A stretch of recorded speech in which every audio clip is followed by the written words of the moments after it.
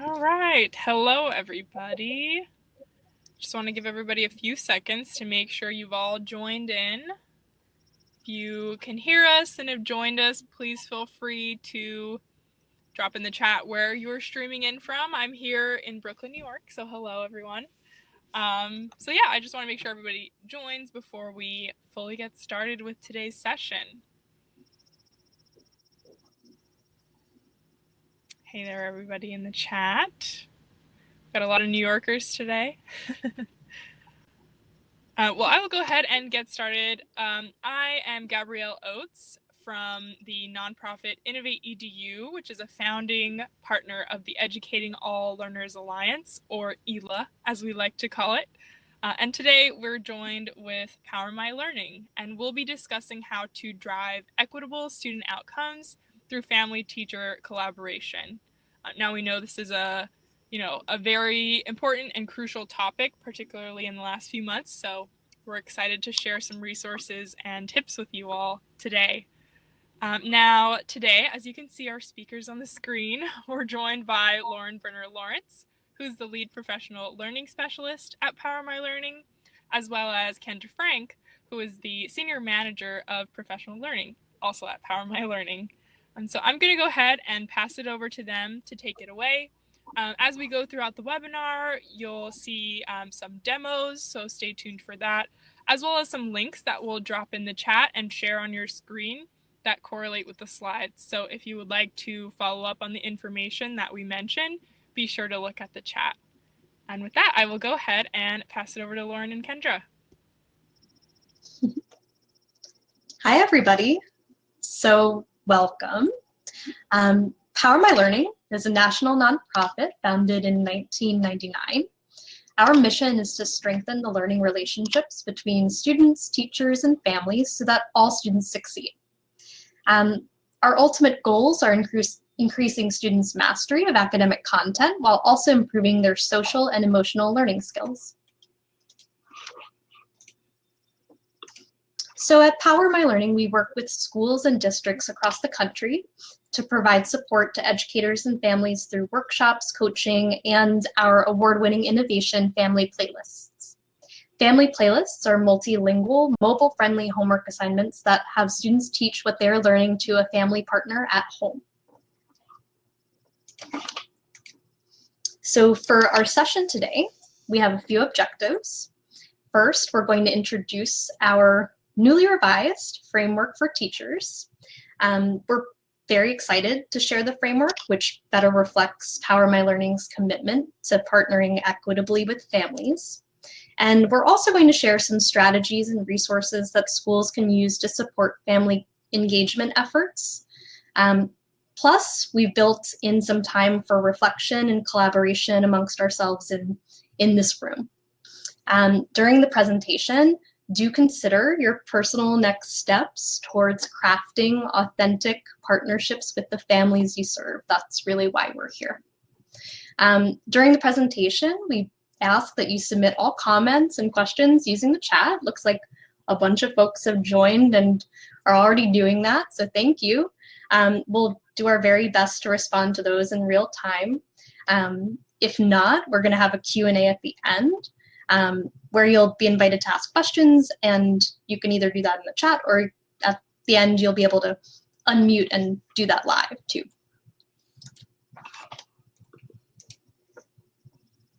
So, introducing the PowerMyLearning Framework for teachers. Kendra is kind enough to be adding that link. It's a bit.ly link, which you see on the bottom right.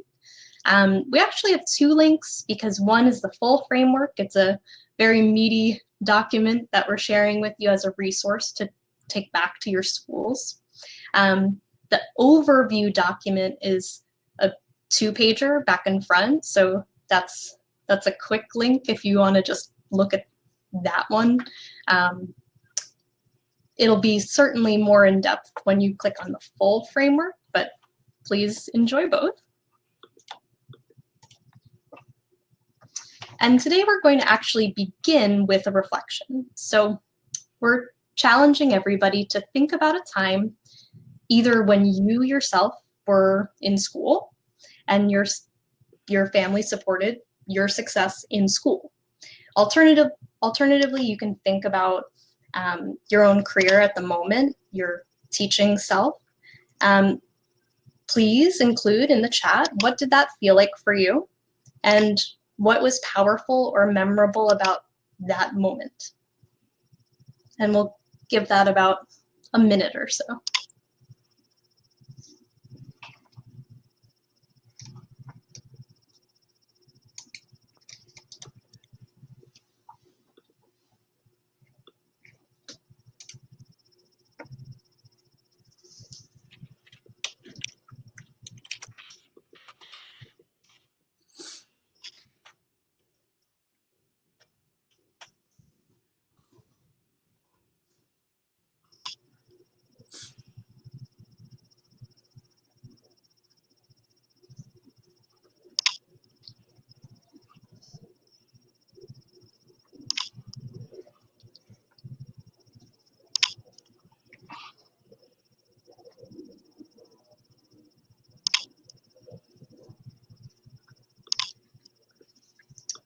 I see Courtney has added an anecdote in the chat. Thank you, Courtney.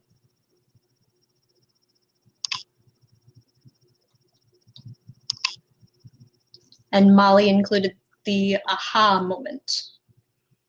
Yeah, definitely.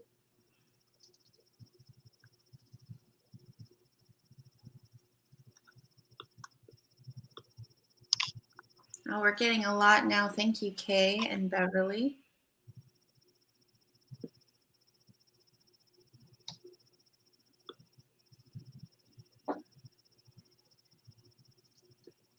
Very cool. So it sounds like many of our memories about either our own upbringing or our experience in the classroom with families has been relatively positive. And the idea is that family engagement definitely is connected to positive student outcomes.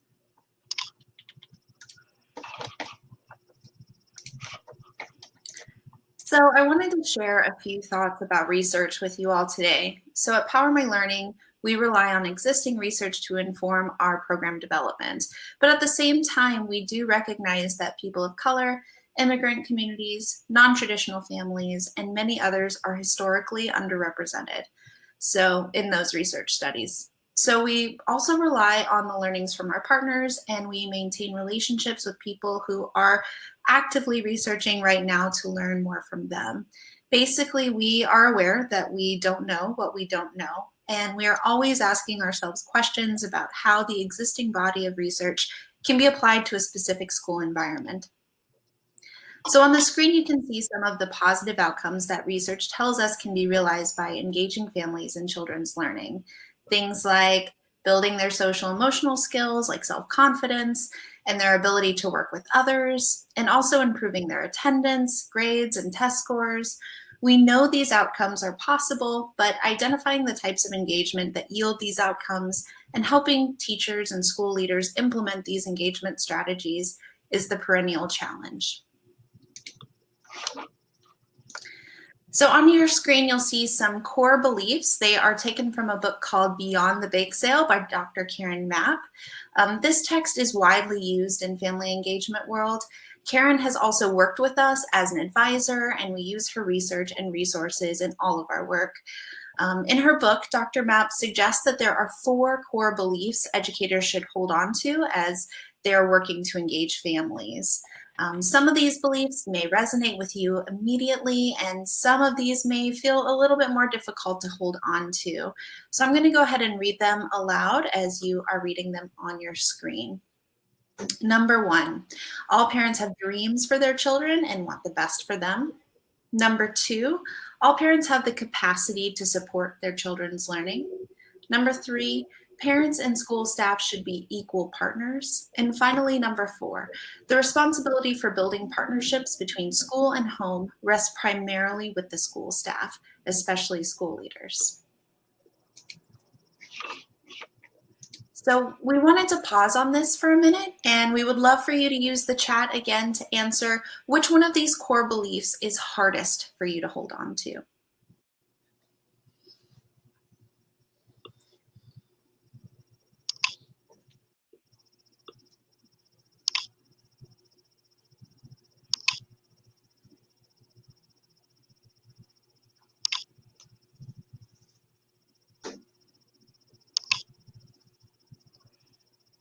All right, I see a number 4. Number 4, yeah. Number 2 for Molly.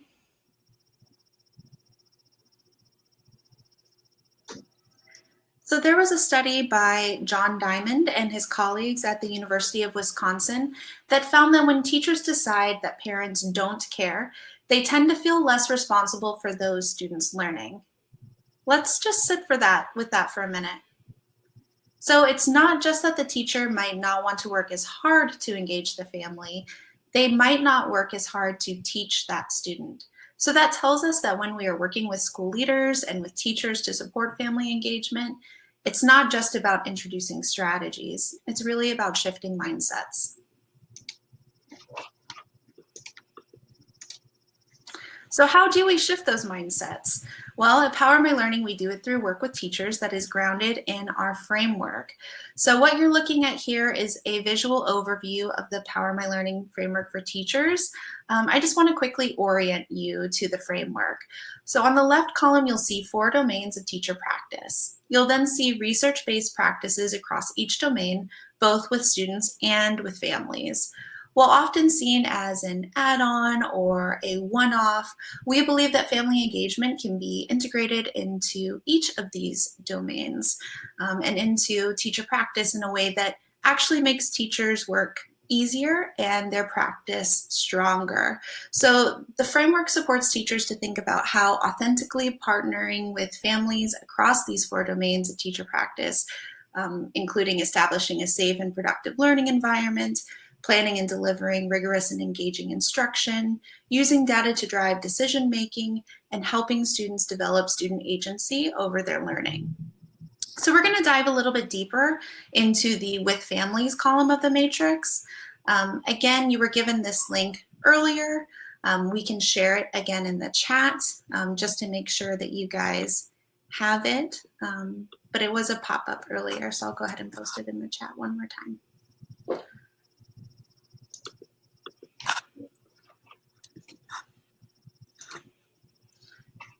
Okay.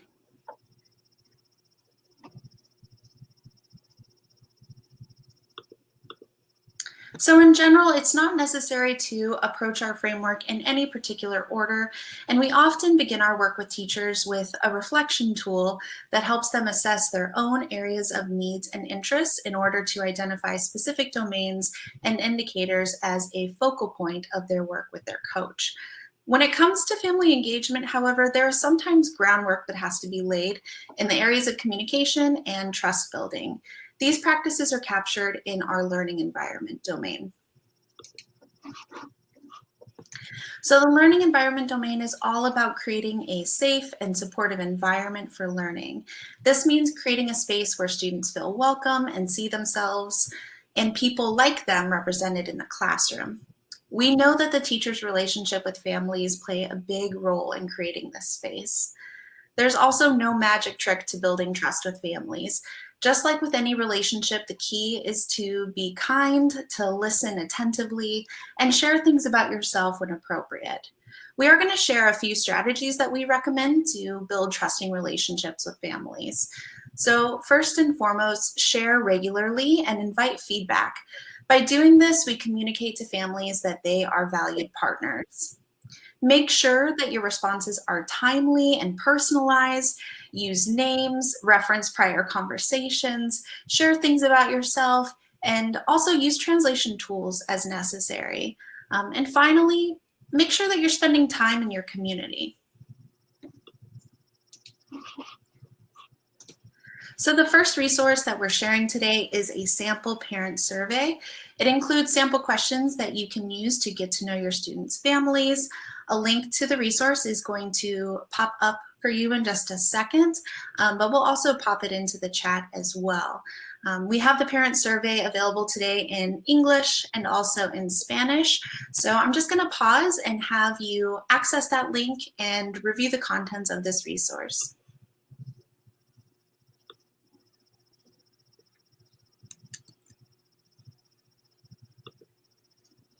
And this in particular will actually force you to create a copy in your Google account, just FYI. And Gabrielle was on it. She already has the link in the chat. So thank you, Gabrielle.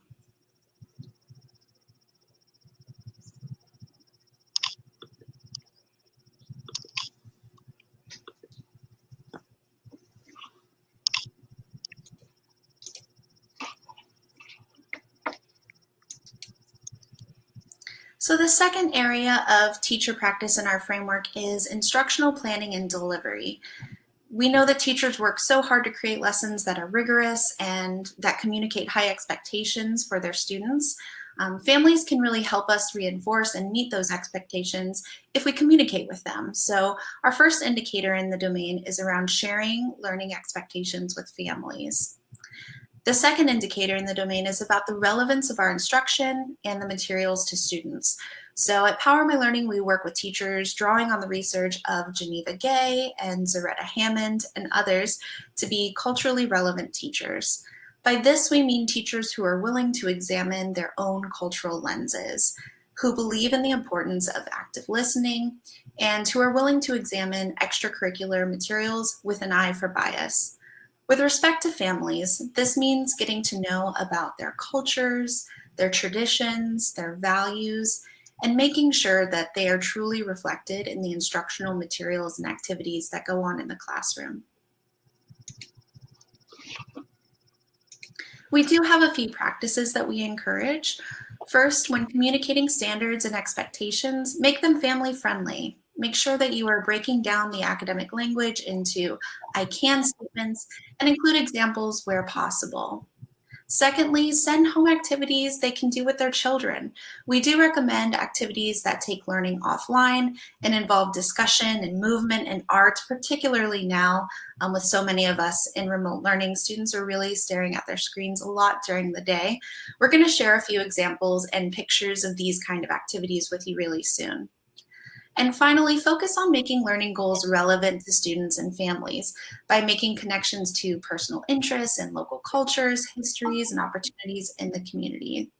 So this looks like connecting with local business owners and community organizers, incorporating issues and events into community class projects and activities, and also inviting family partners to share their expertise with students. So when it comes to culturally responsive teaching, we don't position ourselves as experts, but rather our goal is to provide a safe space for teachers to be reflective about what it means to be a culturally responsive teacher. We know that we need to be intentional about ensuring that our efforts to engage families address racial, class, and cultural differences head on. Principals and teacher leaders should be committed to making sure that parent and staff teams are representative of all the members of the school community. Family, cultures, values, traditions are reflected in curricular materials and in the planning of school and community events, and that all families are invited to contribute to decision-making about the school environment, policies, and curricular materials. So you can see a resource just popped up. Thank you so much, Gabrielle. And this is a resource that we found helpful in keeping issues of equity and access at the forefront of our work. This is a checklist by Karen Mapp that was included in her book that we mentioned earlier. The checklist, which is linked in the chat, asks a series of questions to help you assess how well your school is bridging racial, class, and cultural differences.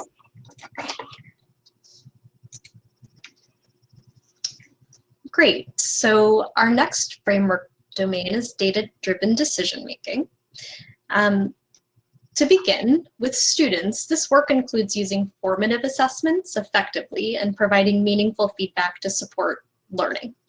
On the family side of the student-family spectrum, schools are usually pretty good at sharing information out, but where we sometimes fall short is in gathering and valuing the information families share with us. Our tendency is to think of data as limited to test scores and other numbers, and we don't always prioritize the anecdotal and qualitative data that families bring to the table.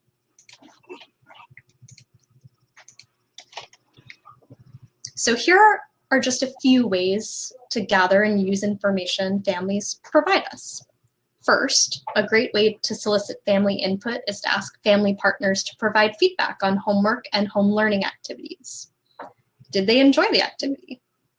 Did their child enjoy the activity? Did their child understand the content of the activity? These simple questions give us insight into how students are learning at home, and sometimes they even open the door to more communication with the family member. Another teacher move is to give families a sneak preview of upcoming areas of study. And that way you can ask if they or their child have interests or expertise that they want to share with the class. One more way to both share and gather data is to ask families to reflect on student portfolio work. This allows families to see their child's academic growth in real time and maybe even launch a learning dialogue. Families should then be able to ask questions and offer suggestions to you based on the portfolio discussion.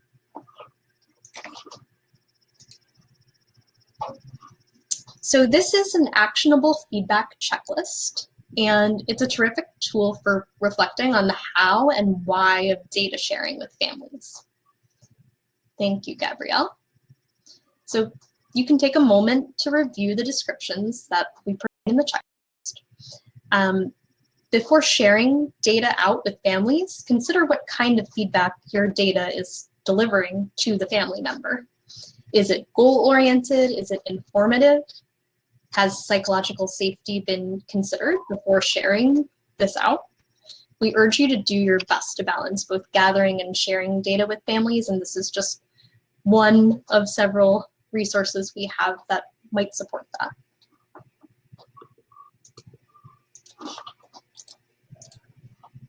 So our fourth and final domain is student agency. We believe all families share our desire for their children to be independent learners, to pursue their interests, to understand their learning processes, and to know when and how to get help. These are the skills of lifelong learners, and no matter what concepts or skills we are teaching, this is always our objective.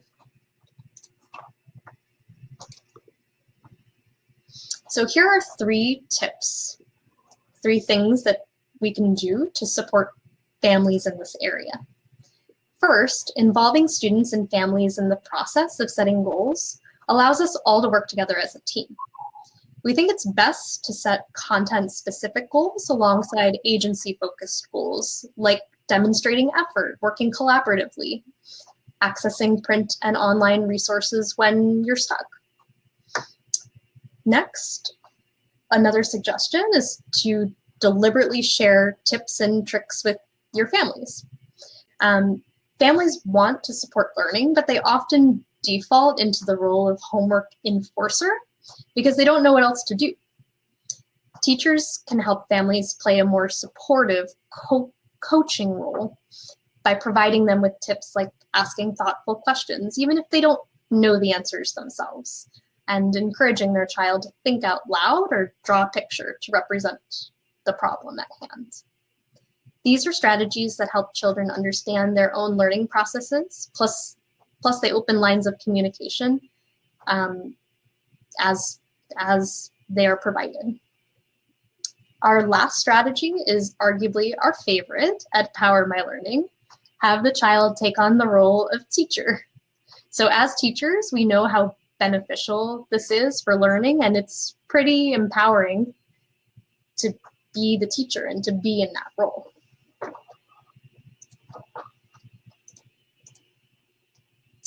So here's a conversation prompt that you can share. It's 6 conversation prompts for families to make homework time easier. And if you take a moment to look at it, what additional tips might be helpful?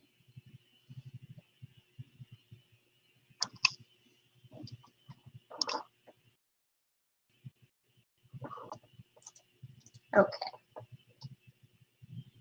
So finally, which resource from our framework might you be excited about?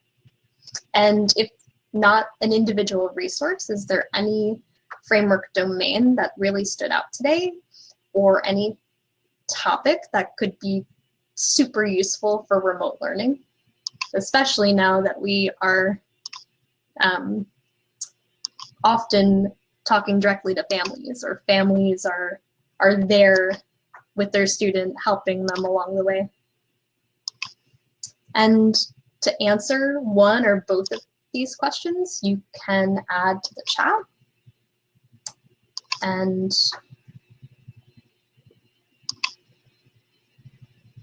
we will read them if we have any.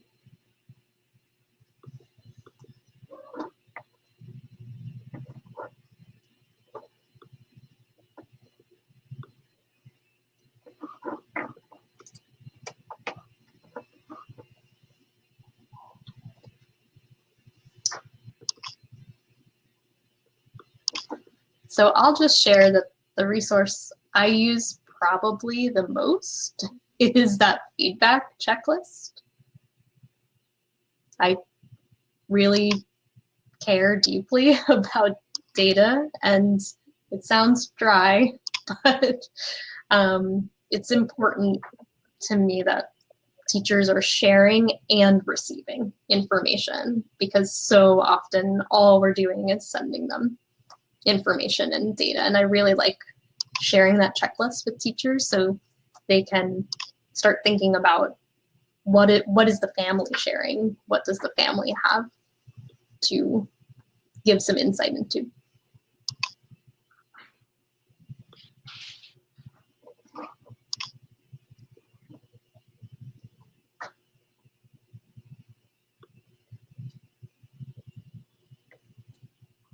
Great, so someone shared the second domain. Thank you very much. Instructional planning and delivery is very much on our mind right now.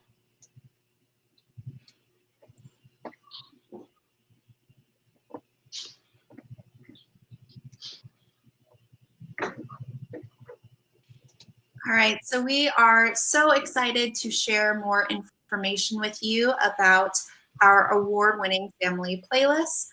We're going to start off by just watching a really quick video so that you can learn a little bit more, and then we're going to dive deeper.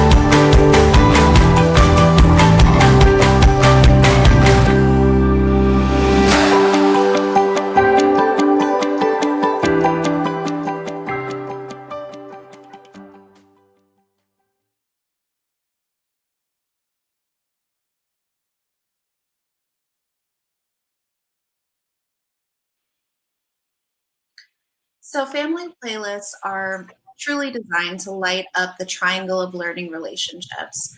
They also incorporate some of the best practices that Lauren and I shared from our framework.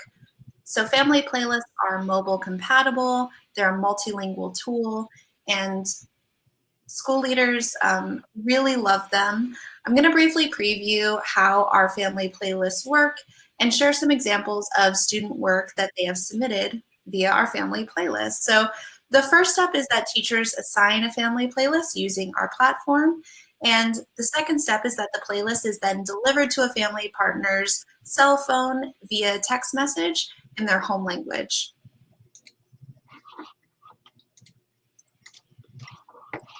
The third step is that the child and family partner complete the playlist together. So each playlist includes a family exploration that is then completed offline. And again, we talked about earlier how important it is to provide those opportunities to have an offline activity.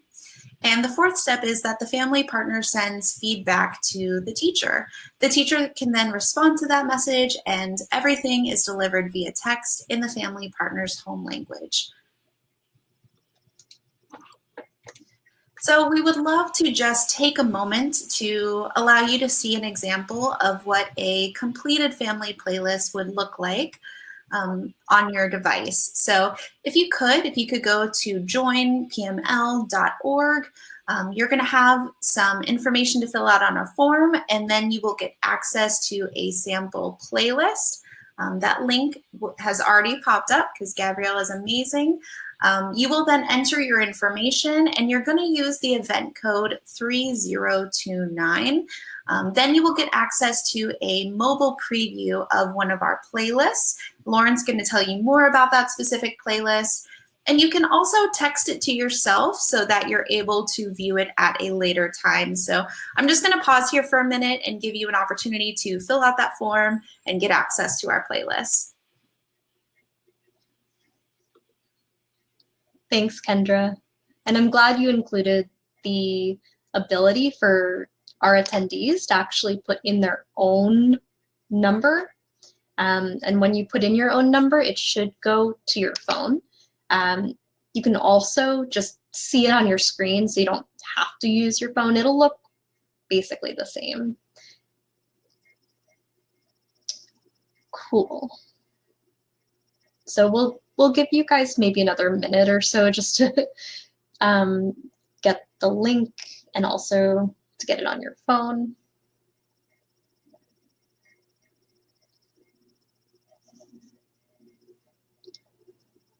Sharon, maybe refresh or maybe use another tab or window. That's helped me with this link before.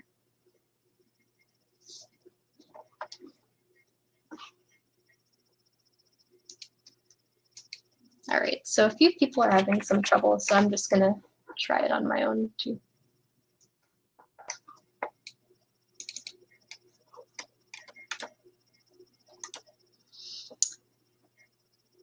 Looks like we do need to add first name, last name, role title, work email, your org or school, state, and then make sure you're typing in 3029.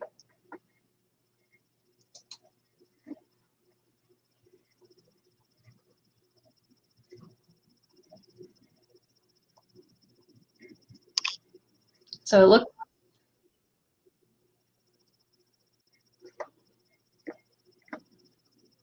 You somehow got muted, Kendra. I was able to access it on my phone as well, but not via my computer. So if you do have a device nearby, then try it on that as well. Cool. So on this next slide, the information is still on the top right.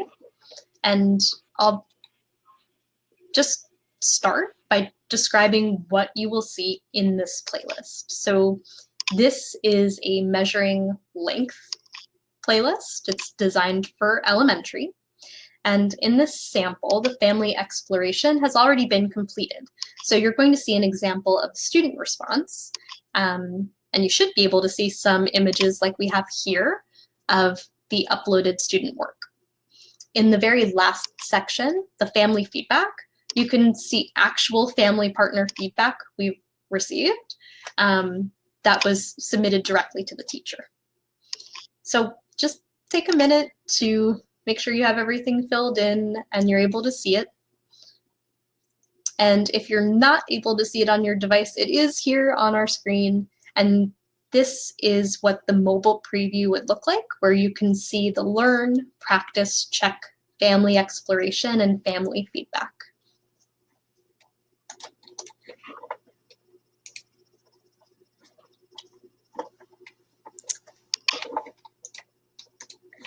So here's a sample of what it would look like when you first receive the family playlist. When a teacher first assigns it, the family receives a text notification, and that contains a personalized link to complete the playlist. And the really neat thing about that is that there is no app. It is a direct link, and so they don't have to download anything separately. Another really neat feature is that the initial text notification will be in whatever home language that student speaks. So we have a number of supported languages that the teacher can toggle when they're creating their class.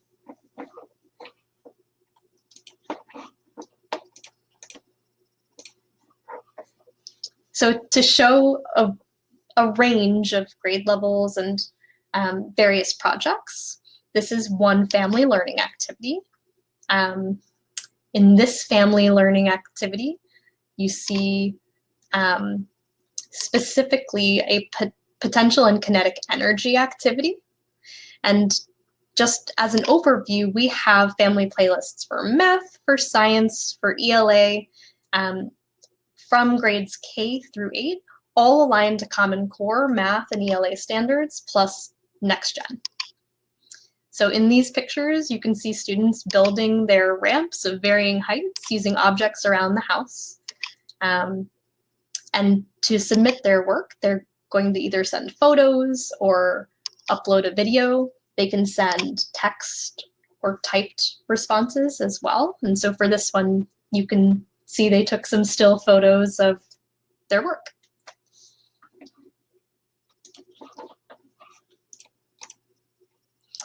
So I especially love this particular example because, as you can see, the parent wrote to the teacher in Spanish, and the teacher was then able to see the translated communication from the family member in English.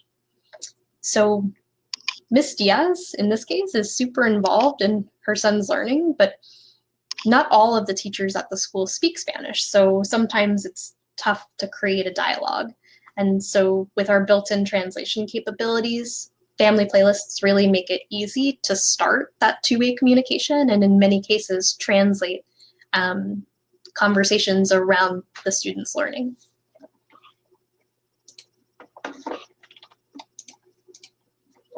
In this example, Tyrea needs some help with her work, and her parent lets the teacher know that.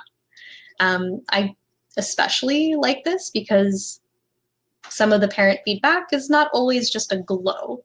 It's maybe a description of some challenges the student is having. Tyrea certainly is working hard, and her mom is, in this example, letting the teacher know that both the teacher and the family member are having the same trouble with this topic. And so the teacher can then address it in the classroom in many different ways.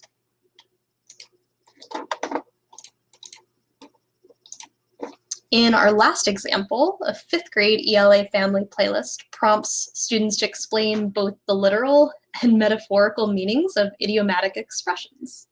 So one example is hit the nail on the head, or barking up the wrong tree. And the task asks students to use drawings and words to communicate their understanding. And so this is a quick snapshot of some of the student work that a student submitted.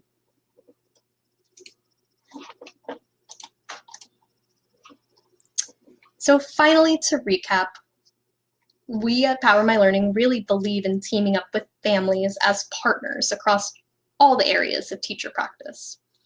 There is a critical role for families here to play, and we really do believe, thank you, Gabrielle.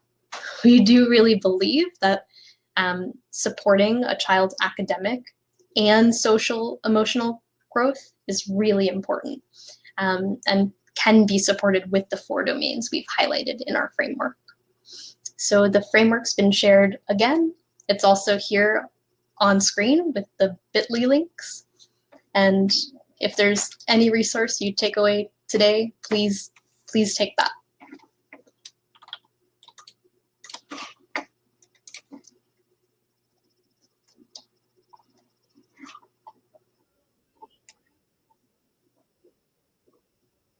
We know that we have been telling you all about our wonderful family playlist the last few minutes, and family playlist will be available on the free Power My Learning Connect subscription.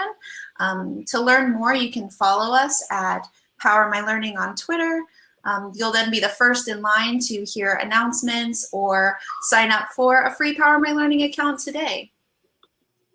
And again, we do have those links to our framework in the bottom right if you missed them at any time. And now we have some time for you guys to ask us some questions. We will be here. You can ask through the chat. If you have any questions about our framework for teachers or any questions about family playlists, we are here to answer those questions at this time.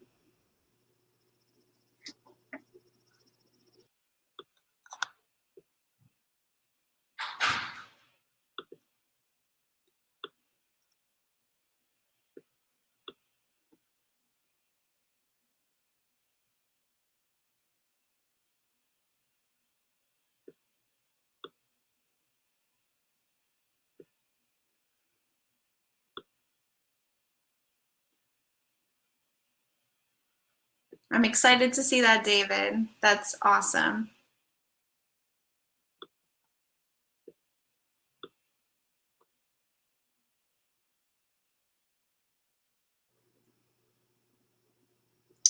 What is the cost of a subscription? That, I believe, depends on the school. And I think it depends mostly on the number of staff and the number of students.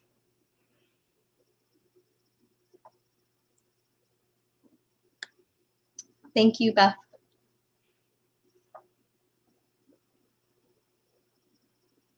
Much appreciated, Beverly. Thank you.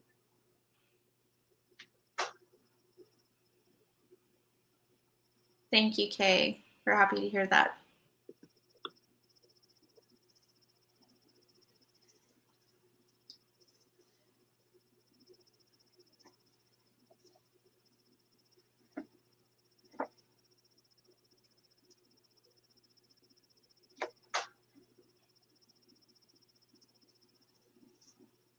Thank you, Virginia. We hope you have a great afternoon as well. And I just want to thank everybody. I know some are going to be hopping off soon, but thank you guys so much for attending this session today and for participating in the chat. We were so excited to get to share our new revamped framework with you, and we would love for you guys to stay in touch. Again, you can follow us on Twitter.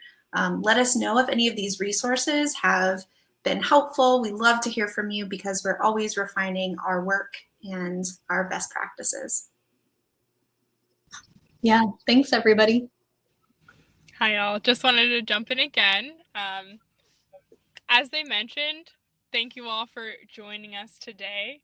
I wanted to give a big thank you to Kendra Lauren, as well as Courtney from the Power My Learning team for joining us today and sharing. As a reminder, we have recorded today's session, so we will be able to share it with everybody who registered after it's posted. So never fear, you can rewatch it and also share it with people who might be interested, either fellow teachers or your schools, districts, or if you work at various organizations, you can share it with those that you serve. I did also want to share, as you know, you can go to Power My Learning's website, and I also wanted to share Educating All Learners website. As you all may or may not know, we strive to provide resources and information to support best practices in the field, particularly to support students with disabilities. And we know that many of the resources that Kendra and Lauren mentioned today help people in those communities greatly. And so we are, we're happy to share this resource and the recording with you all. And so be on the lookout for that in the next few days. But I think that may be it in terms of questions in the chat. Once again, reach out to myself, Kendra, or Lauren for any questions that you might have. But I think that concludes our session for today. So again, thanks everybody for joining us, and we will see you all soon. Bye, everyone. Thank you.